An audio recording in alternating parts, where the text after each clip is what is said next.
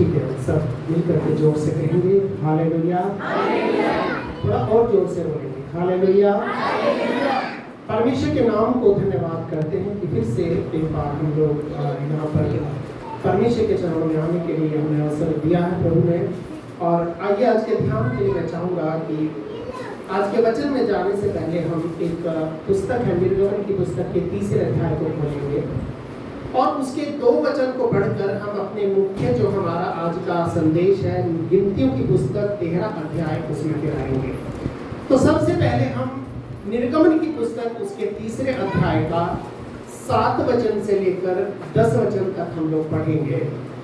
और इससे पहले हम इस वचन को पढ़ें, कुछ चीजें हैं मैं आपको बताऊंगा ताकि हम इन बातों को अच्छे से समझ सकें। ठीक है, हालेलुया।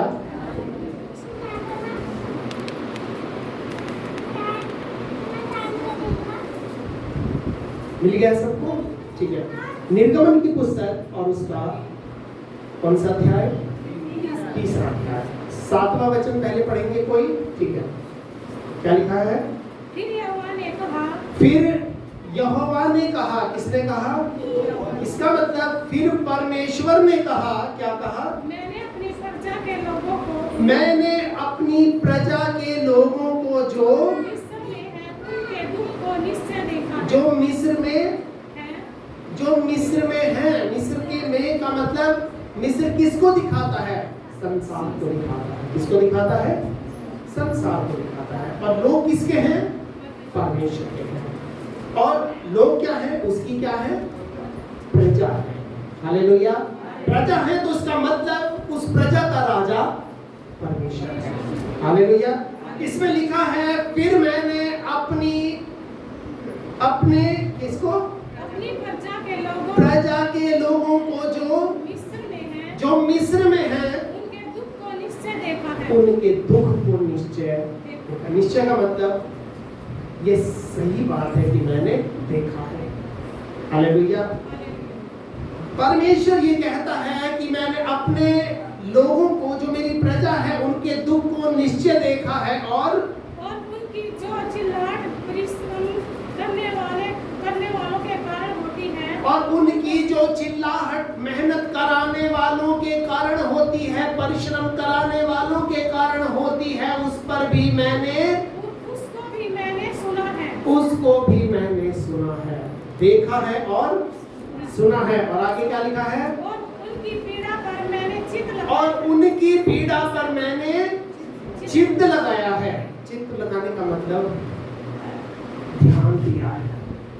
सबसे पहली बात देखा है, दूसरी बात सुना है और तीसरी बात वो बात मेरे दिल में आई। हम किसी भी बात को समझते हैं या जब सीखते हैं तो ये 3 प्रकार से हम सीखते हैं। अगर हम सुनने के द्वारा कोई कहानी सुनते हैं तो हम जल्दी भूल जाते हैं, पर अगर हम देखते भी हैं और सुनते भी हैं, देखने के द्वारा कोई चीज हमारे हृदय के अंदर पहुंच जाती है, हमारे चित्त में चली जाती है। और इसीलिए आजकल जो है जितनी भी टीचिंग्स हैं, जितनी भी शिक्षाएं हैं, वो आमने सामने होकर के दी जाती हैं, जिससे सुनने वालों के हृदय में वो बात पहुंच जाए। हालेलुया। इसमें लिखा है कि परमेश्वर आसमान के अंदर है, आसमान के ऊपर है, वो स्वर्ग में है। उसने आपके और मेरे जीवन की चिंताओं को देखा है। दूसरी बात, उसने आपकी मेरी परेशानियों को सुना है। और तीसरी बात, वो बात अब उसके दिल में पहुंच गई। हालेलुया।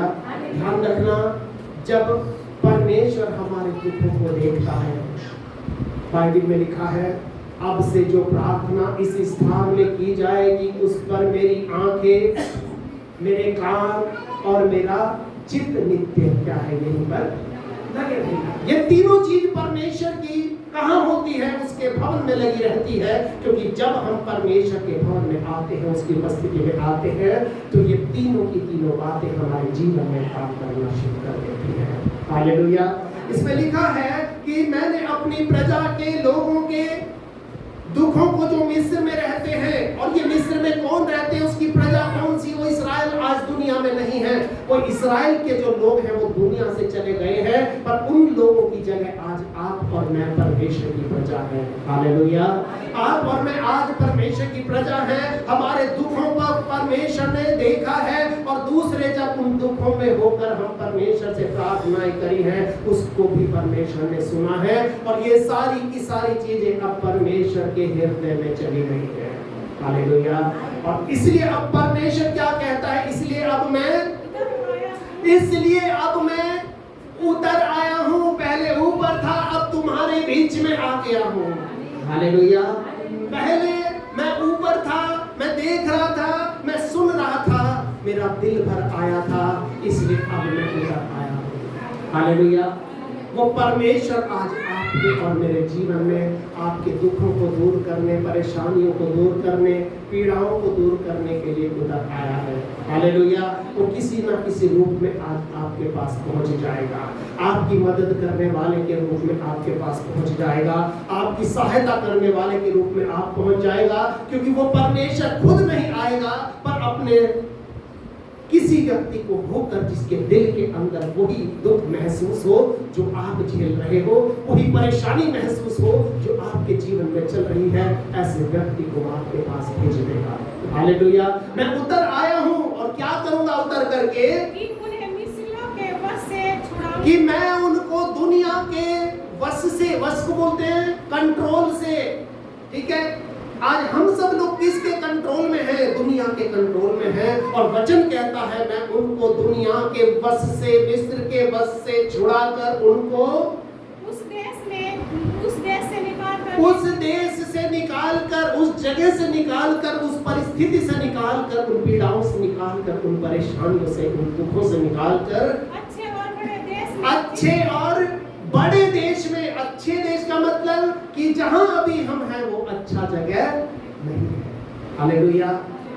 आज परमेश्वर हमको इससे बड़े देश में ले जाना चाहता है।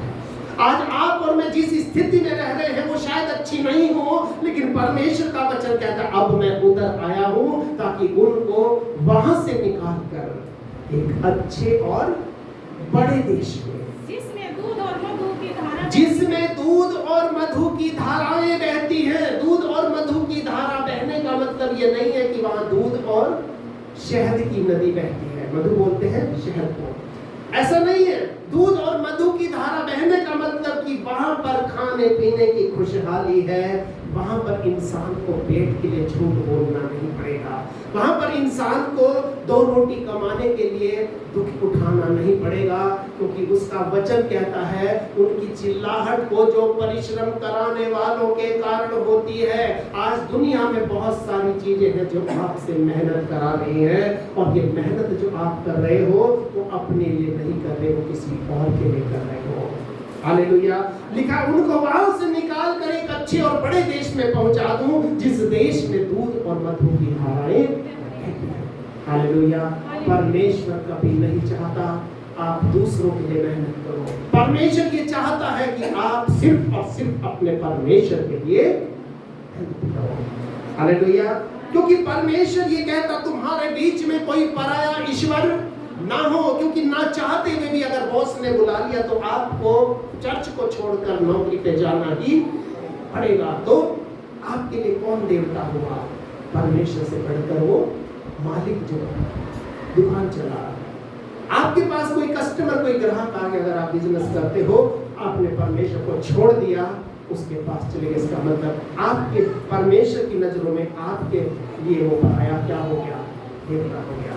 इसलिए प्रभु के वचन में लिखा है कि तेरे बीच में पराया ईश्वर ना हो, और कि तू मुझ पर विश्वास करना और उसके बाद अपने मुंह को खोलना, और उसे क्या करूंगा?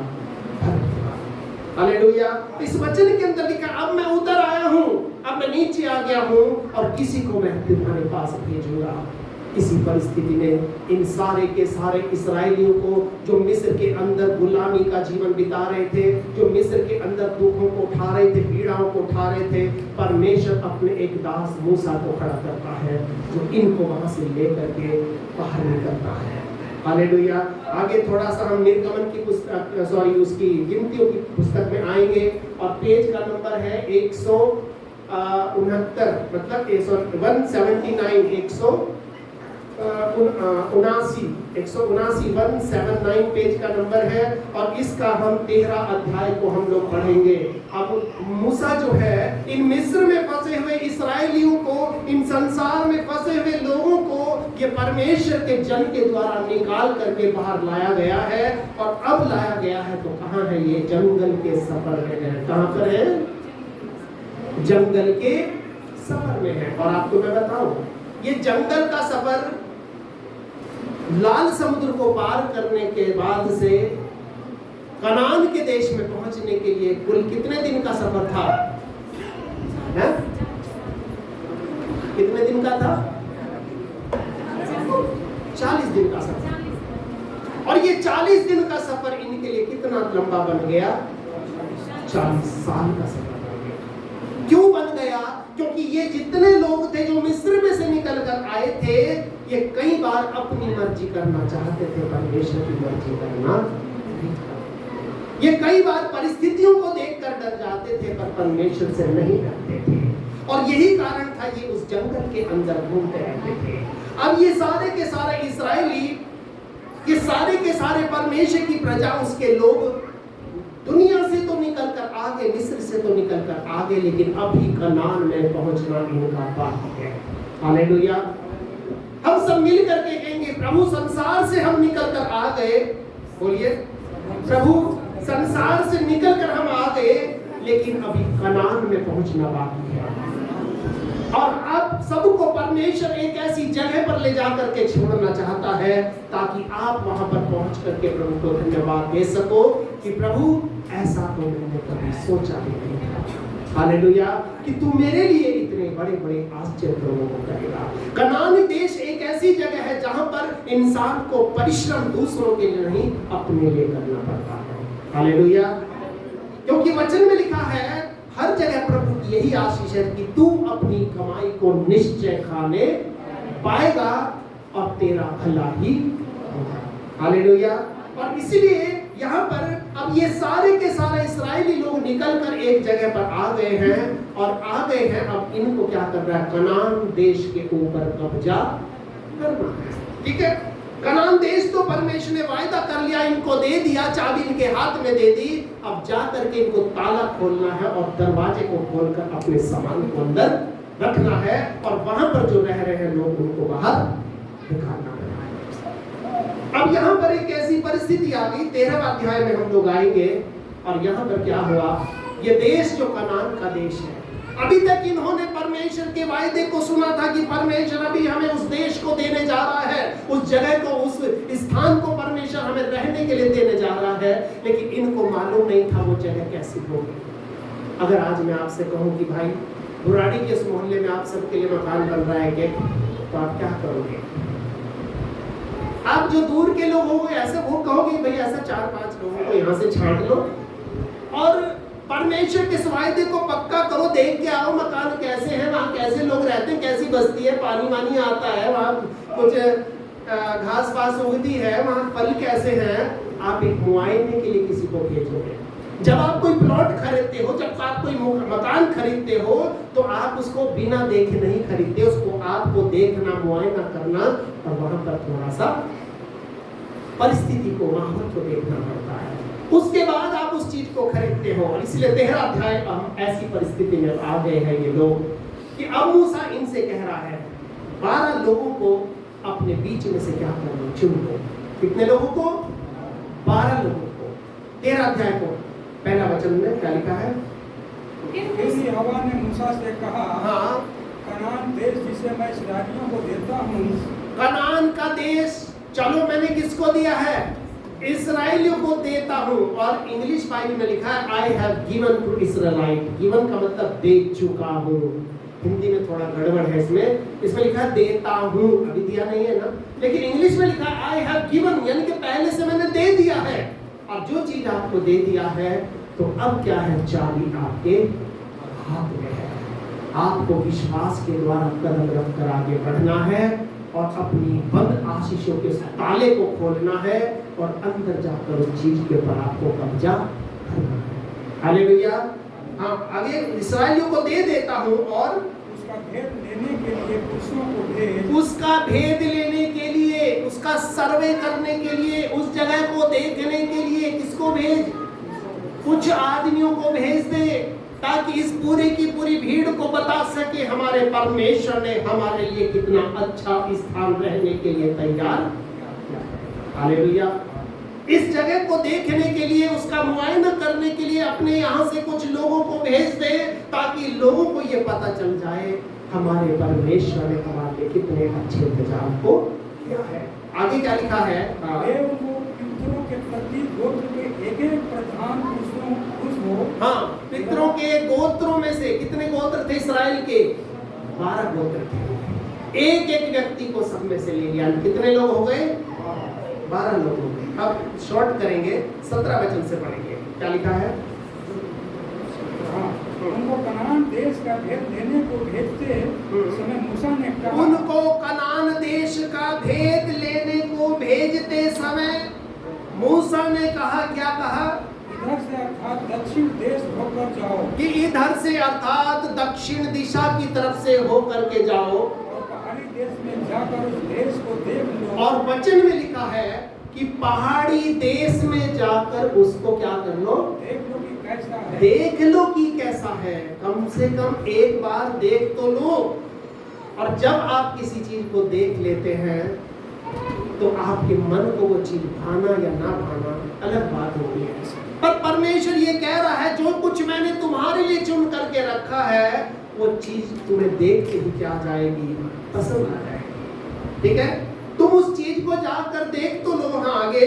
और उसमें उस चीज को देख तो लो कि कैसा है। और आगे क्या क्या देखना है उसमें? बस इन लोगों को देखो कि वे बलवान हैं या निर्बल। हाँ, कि वहां पर जो लोग रहते हैं, पहली चीज उन लोगों को देखना है कि जो लोग वहां पर रह रहे हैं वो कैसे हैं। जब आप जमीन प्लॉट मकान खरीदने जाते हो तो आप बस्ती के लोगों को देखते हो कि भाई चोर चक्के तो नहीं रहते, उल्टे सीधे लोग तो नहीं रहते हैं। ठीक है, या माहौल यहाँ का अच्छा है ना। वहां पर बसे हुए लोगों को देखना है कि वो लोग बलवान है या निर्बल है, लोग गरीब गुरबा लोग हैं या अच्छे पैसे वाले तकड़े लोग हैं। हाँ, आगे। कि बस्ती कम बसी हुई है, ज्यादा बसी हुई है। हाँ, आगे। और जिस देश में वे बसे हुए हैं, और जिस देश में वो बसे हुए हैं वो कैसा है? वो कैसा है? अच्छा या बुरा? वो अच्छा देश है या बुरा है? आगे। और वे कैसी कैसी बस्तियों में बसे हुए और हैं, वो कैसी कैसी बस्तियों में बसे हुए हैं, उनकी बस्तियां कैसी हैं, उनके गलियां कैसी हैं। और तंबुओं में रहते हैं या तंबुओं में रहते हैं। कि भाई वो तंबुओं में रहते हैं, बंजारों की तरह रहते हैं, या फिर पक्के मकान बनाकर वहां रहते हैं। आगे। और वे देश कैसा है? उपजाऊ है या बंजर? वो देश कैसा है? कुछ फसल, हरी घास, साग सब्जी उगती भी है या नहीं उगती? हाँ। और उसमें वृक्ष है या नहीं? और उसमें वृक्ष है या नहीं, पेड़ वहां पर है या नहीं? और तुम याद आगे चलो और उस देश के ऊपर में से हाँ, कुछ लेते भी आना। हाँ, ताकि इन लोगों को बता सको उस देश की उपज में से, उस देश की फसल में से थोड़ा सा सैंपल के तौर पे कुछ लेकर के आना। समय परिपक्व दाखों का था। और वचन कहता है वो समय पक्की दाखों का था। हालेलुया। और यहाँ पर एक बात को हम देखते हैं, अब ये सारे के सारे इस्राएली लोग, ये सारे के सारे प्रभु के लोग अब ये एक ऐसे स्थान पर आकर के बैठ गए हैं कि अब इनको जाना है और अपने अपने घरों पर कब्जा। ये बहुत सारे लोग हैं। अब इनके बीच में से 12 जो लोग थे वो चुन करके भेजा कि भाई एक बार देख कर क्या इन लोग जो बैठे इनको तसल्ली दो, उनको बताओ हमारे परमेश्वर ने कैसे बड़े बड़े काम किए हैं। और वहां से जब आओ तो एक सैंपल कुछ खाने की चीजों का ले आना, ताकि पता चले कि वहां का फसल कैसी है। आगे क्या लिखा है? और वचन कहता है कि वो समय जो था पक्की दाख का समय था। इसका मतलब अब वहां पर परमेश्वर ने फल तक उगा करके तुम्हारे लिए तैयार कर रखे थे।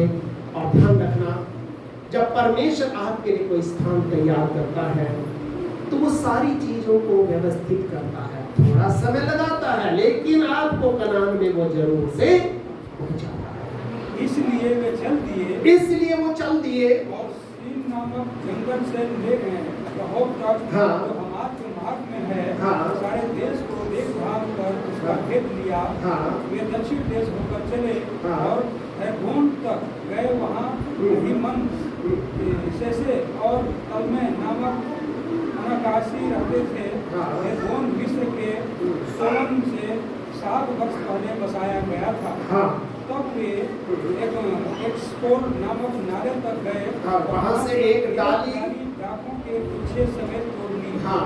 और 2 मनुष्य उसे एक लाठी पर लटकाए हुए उठा ले आए। हाँ, एक लाठी पर क्या तो तोड़ ली, एक तोड़ ले चले। और ध्यान एक मिनट, क्या तोड़ा? एक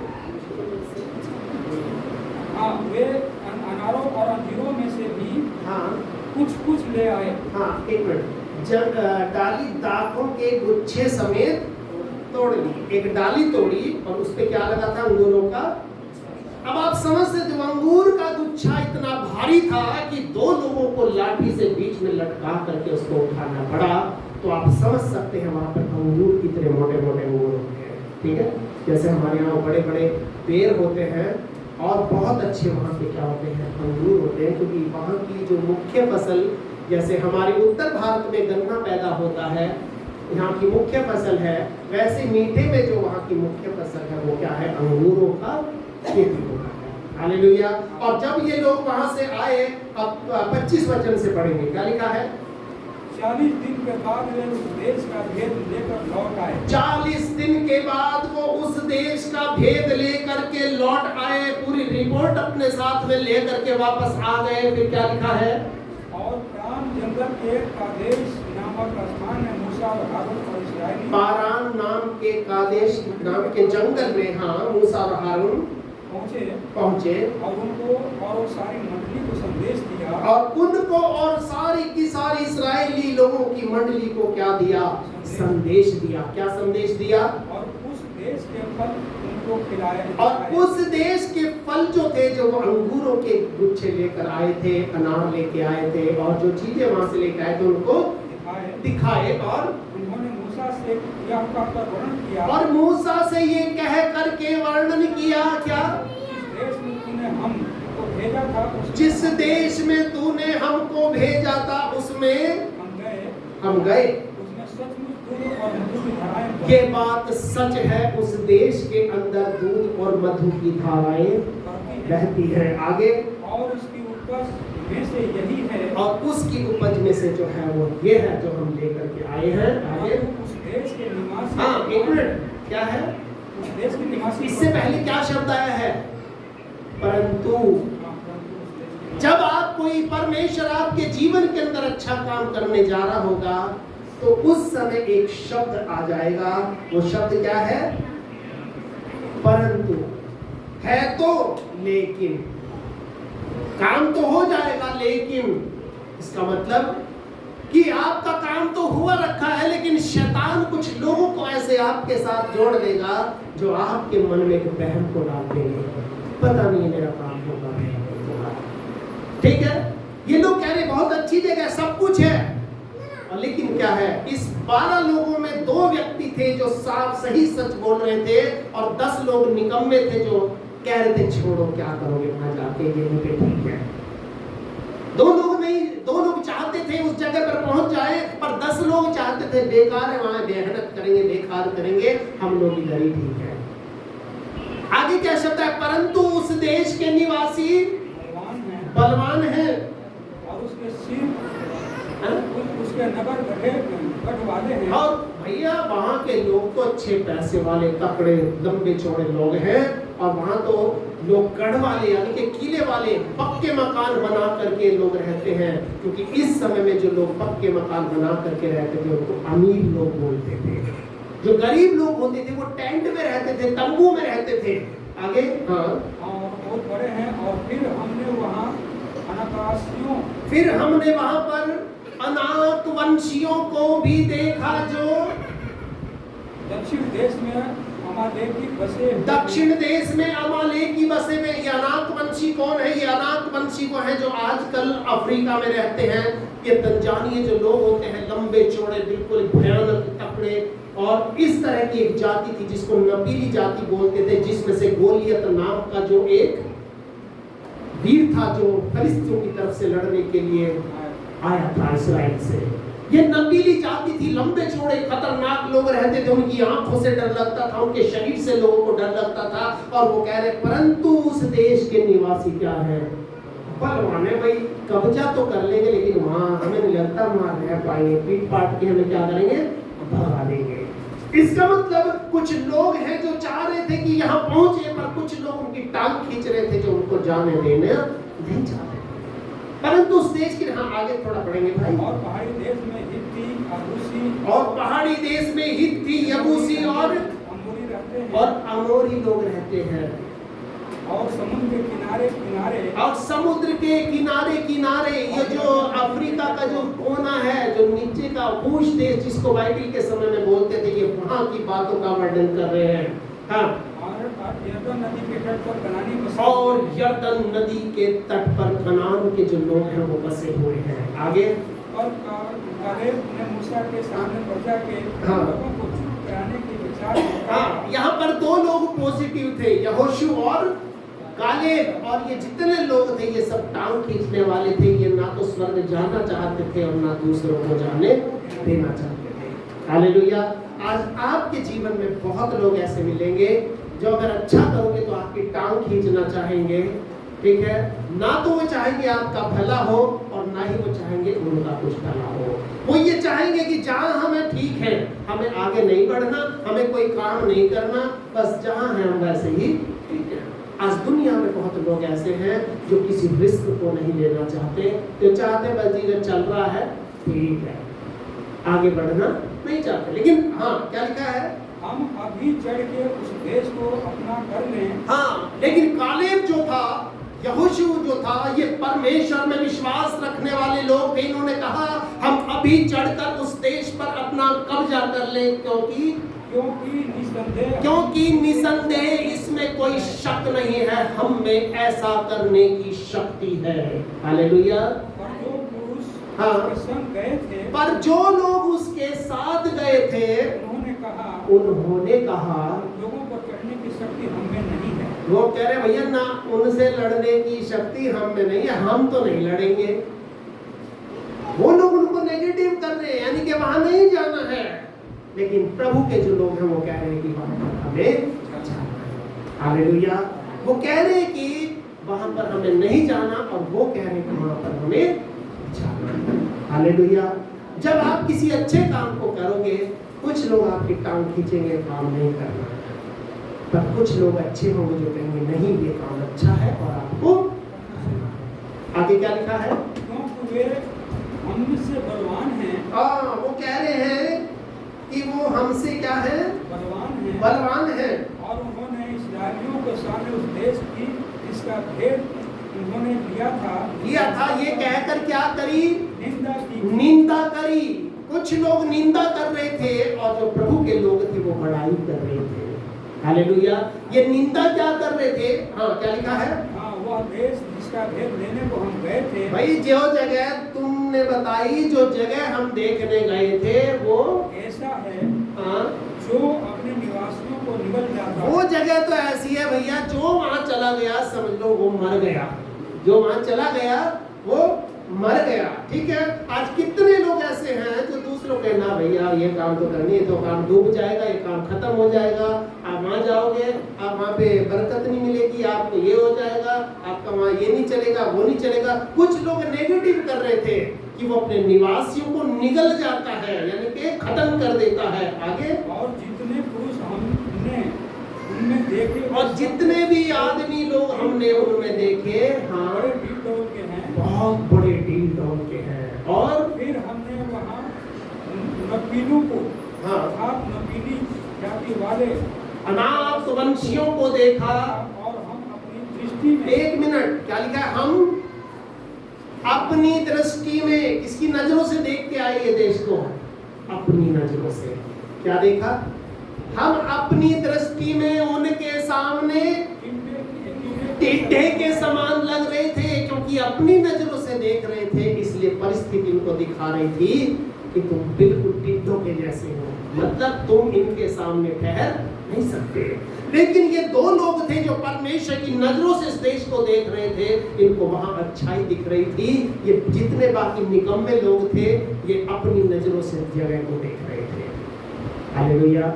ये क्या कह रहे थे कि हम अपनी दृष्टि में उनके सामने मानो टिड्डों के समान हैं। आगे, और ऐसे ही उनकी दृष्टि में मालूम पड़ते थे, और ऐसा ही हमें लगता था कि शायद ये हमारी तरफ ऐसे ही देख रहा है, अंदाजा लगा करके आए। ठीक है, जो निकम्मे लोग हैं, जिनको कुछ नहीं करना, वो सिर्फ अंदाजा लगा सकते हैं, पर जिनको कुछ करना है वो आगे बढ़कर कदम उठाते हैं और अपनी मंजिल को पा लेते हैं। हालेलुया।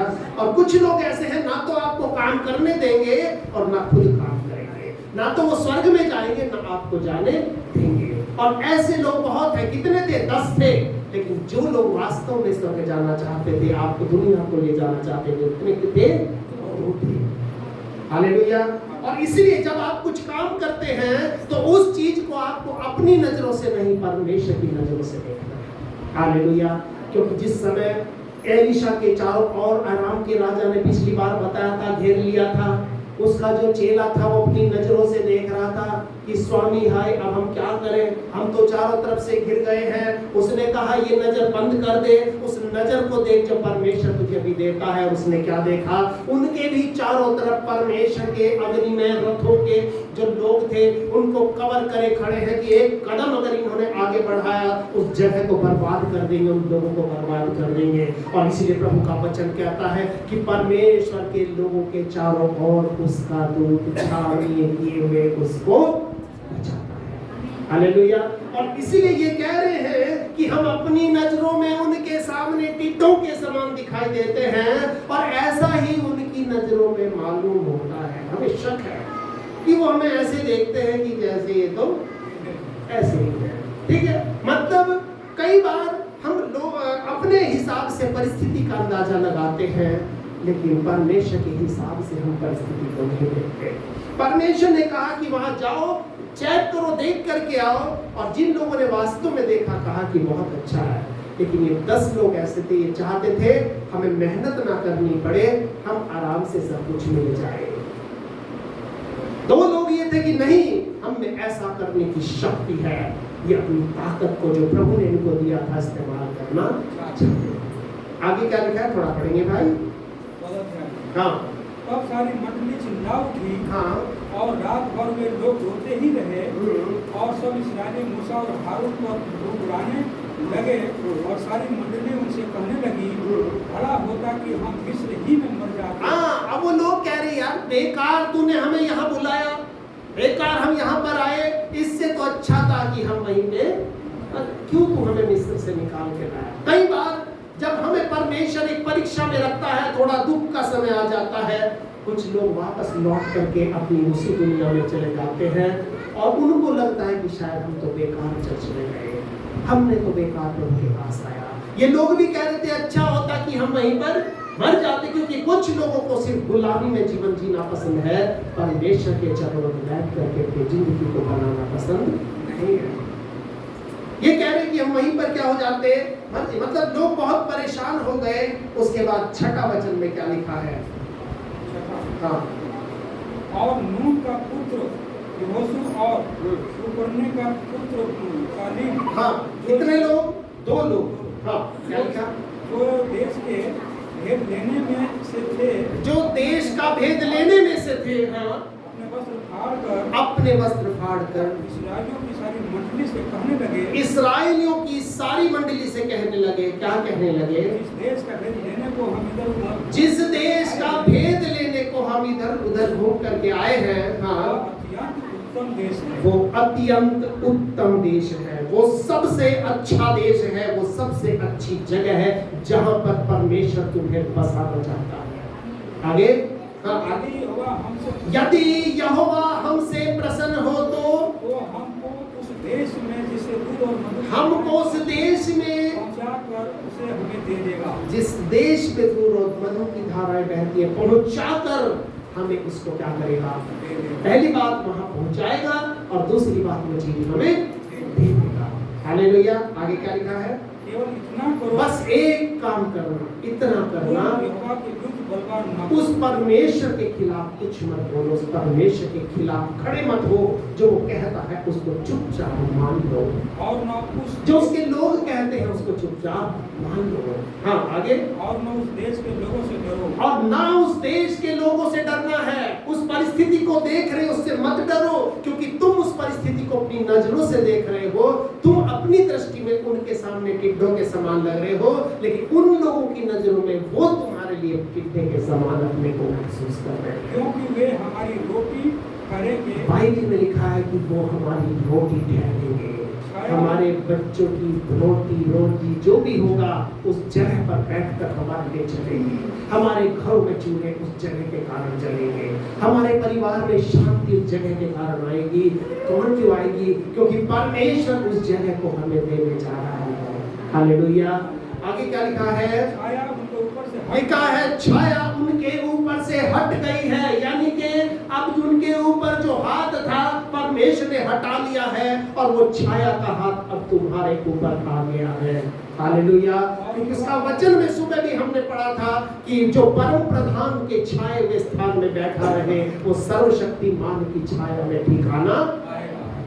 हालेलुया। परमेश्वर इनको ठिकाना देना चाहता था, इसलिए वो कह रहा है कि छाया उनके ऊपर से हट गई और यहोवा हमारे संग है, और परमेश्वर हमारे संग है।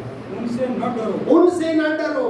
तब सारी मंडली चिंता की हाँ कि इन पर पथराव करो। तब हाँ। यहोवा का तेज हाँ। रात भरे तंबू में हाँ। सब इस्राएलियों पर प्रकाशमान हुआ। हाँ, तब इस्राएलियों के बीच में परमेश्वर का तेज क्या हुआ? प्रकाशमान हुआ। अब यहाँ प्रभु के वचन के अंदर हम इस बात को पढ़ते हैं कि जब मनुष्यों से कुछ नहीं हो पाया उसके बाद परमेश्वर की उपस्थिति वहां पर निकल आई। और उसके बाद हम इस पुस्तक में पढ़ते हैं कि इस्राएली जो थी हमेशा बुड़बुड़ाते रहते थे। ये परिस्थिति को देख करके विश्वास करते थे, परमेश्वर को देखकर विश्वास नहीं करते थे। आज हमारे जीवन में बहुत लोग हमें ऐसा मिलेंगे। कुछ लोग ऐसे होंगे जो हमें आगे बढ़ाएंगे और कुछ लोग ऐसे होंगे जो हमें पीछे हटाएंगे। कुछ लोग हमें आशा देंगे और ऐसे लोग बहुत कम होंगे जो हमें उत्साह देंगे। बहुत लोग होंगे जो हमारी टांग खींचेंगे। अगर हम कुछ अच्छा करने के लिए चलेंगे तो वो हमें पीछे खींचेंगे। लेकिन ये परमेश्वर है जो आपकी परिस्थिति को नहीं देखता। ये वो परमेश्वर है जो आपको अपनी संतान के रूप में देखता है और वो इस वायदे को आपके जीवन में पूरा करना चाहता है कि वो आपको एक ऐसे अच्छे और बड़े देश में ले जाना चाहता है। एक ऐसी जगह पर वो आपको पहुंचाना चाहता है जहां दूध और मधुर की धाराएं। परमेश्वर इस वचन के द्वारा हमें ये बताना चाहता है कि इस दुनिया में अभी तक हम जहाँ पहुंचे हैं इससे आगे परमेश्वर हमें ले जाना चाहता है। परमेश्वर की योजना नहीं है कि हम एक जगह रुके रहे, क्योंकि परमेश्वर की योजना है हम आगे बढ़े और इस जमीन को क्या कर लें? कब्जा कर लें। हालेलुया। हम कहेंगे प्रभु कैसे करें, लेकिन ध्यान रखना अगर परमेश्वर हमारे साथ है तो सब कुछ हमारे साथ है। और परमेश्वर हमें आशीषित करेगा कि वो आपके और मेरे जीवन की जहाँ पर हम रहते हैं, और अगर ऐसी कोई परिस्थिति है वो ऐसी स्थिति में हमें ला देगा कि हमारा टोकरी ढोना छुड़ा देगा और हमारा बोझ को उतार देगा और हमें वो एक ऐसे स्थान पे पहुंचा देगा जहां दूध और मधु की धाराएं। हालेलुया। परमेश्वर इस वचन के द्वारा हम सबको आशीष दे। आइए अभी हमारे पास समय होगा, हम सब लोग थोड़े समय के लिए अपनी आंखों को बंद करेंगे और हम लोग इस समय प्रार्थना में जाएंगे। हालेलुया। धन्यवाद हो यीशु राजा, धन्यवाद हो पिता परमेश्वर। तेरी स्तुति करते, बड़ाई करते प्रभु, तेरी तारीफ और प्रशंसा करते हैं और तेरी इस आवाज के लिए हम तेरा धन्यवाद करते हैं जो आज हम ये सुन रहे हैं। इस आवाज में प्रभु तुमने बताया है कि इस जीवन के अंदर तू हमें एक ऐसी स्थिति में ले जाना चाहता है जहाँ दूध और मधु की धाराएं रहती है। और कई बार इस जगह पर पहुंचने के बीच में प्रभु शैतान कुछ लोगों को हमारे पास भेजता है जो हमें नेगेटिव करते हैं, जो हमारे कदमों को रोक लेते हैं, जो हमारे भविष्य में आने वाली खुशियों को प्रभु जी रोक लेते हैं। पिता हम ये चाहते हैं कि तेरी बरकतें, तेरी उपस्थिति, तेरी सामर्थ और तेरी शक्ति का प्रभाव हम में से हर एक के जीवन में काम करे। प्रभु जी, हम चाहते हैं आज जितने भी तेरे लोग जिनको तू मिस्र में से निकाल कर लाया है, जिसको तूने संसार की भीड़ से निकाला है, अपनी प्रजा तूने इनको बनाया है, ये तेरा निज धन है। और इस धन को प्रभु तू कब इस्तेमाल करेगा, कब तू इसको आशीष देगा और कब तू इनको लोगों के सामने लाकर दिखाएगा, ये वो धन है जो मेरा पूरा धन है। हालेलुया।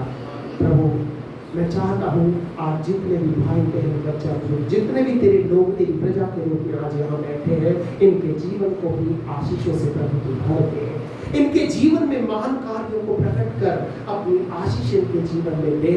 और जो कुछ प्रभु के जीवन में नहीं है, अपने आसमान के भंडारों को खोल करके प्रभु तो हर एक चीज को इनके जीवन के अंदर उपलब्ध करा। आने वाले दिनों में इन सबों को उठाकर ऊंचाई पर खड़ा कर और अपनी महिमा और सेवा के उत्सवों को इस्तेमाल कर। पिता, हम सब आदर और महिमा आपको देते हैं और धन्यवाद करते हैं, तूने हमारी प्रार्थना को सुनकर इन सबों को आशीष दिया है। जब ये वापस अपने घरों को जाते हैं प्रभु, तेरी उपस्थिति चलकर इनके साथ इनके घरों में जाए। और जब इनके कदम वहां पर पड़ते हैं, तेरी बरकतें, तेरी आशीषें और तेरे वचन की आशीष वहां पर रहने लगे। हर एक जन को अपनी आशीष से भर और अपनी बरकत से भर। सब आकर में हम आपको देते हैं और धन्यवाद करते हैं प्रभु जी, क्योंकि आपने प्रार्थना को सुना है। और धन्यवाद के साथ ये प्रार्थना हम अपने उद्धारकर्ता मुक्तिदाता प्रभु यीशु के पवित्र नाम से मांगते हैं। इसे दया से सुने और ग्रहण करें। और हम सब जो लोग प्रभु के हैं मिल करके कहेंगे आमीन। हमारे प्रभु यीशु मसीह का अनुग्रह, पिता परमेश्वर का प्रेम और पवित्र आत्मा की सहभागिता अब से लेकर हमेशा तक हम सब लोगों के साथ रहे। आमीन।